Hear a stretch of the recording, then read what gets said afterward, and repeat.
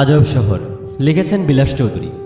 শহরটা যেন সময়ের বাহিরে, চারপাশে ধোঁয়াটে আলো, কুয়াশার ভিতরে হারিয়ে যাওয়া রাস্তাগুলো এক একটা রহস্যময় চিত্রপট।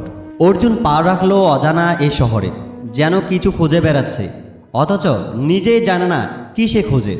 তার হাতে পুরনো একটা চিঠি, কোনো প্রেরকের নাম নেই, শুধু লেখা তুমি এলেই সব বদলে যাবে। স্টেশনের বাইরে দাঁড়িয়ে সে চারদিকে তাকায়।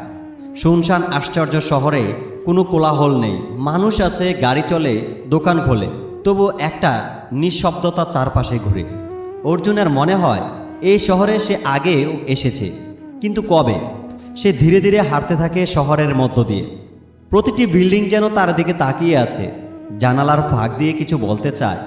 অর্জুনের চোখে পড়ল ছোট্ট একটি ক্যাফে, নাম মনে পড়ে। ভেতরে ঢুকতেই একটা মৃদু সুর ভেসে এলো, এক নারীর কণ্ঠ, এক কাপ কফি। চোখ তুলে দেখল অর্জুন, কফির কাপ হাতে দাঁড়িয়ে আছে এক মেয়ে, সে লাবণী। তার চোখে ছিল পাহাড়ের হ্রদের মতো নীরবতা, ঠোঁটে লুকানো এক প্রশ্ন। অর্জুন হঠাৎ চমকে উঠল, সে কি এই চোখ আগে কোথাও দেখেছে? লাবণী বলল, এই শহরে তুমি নতুন তো?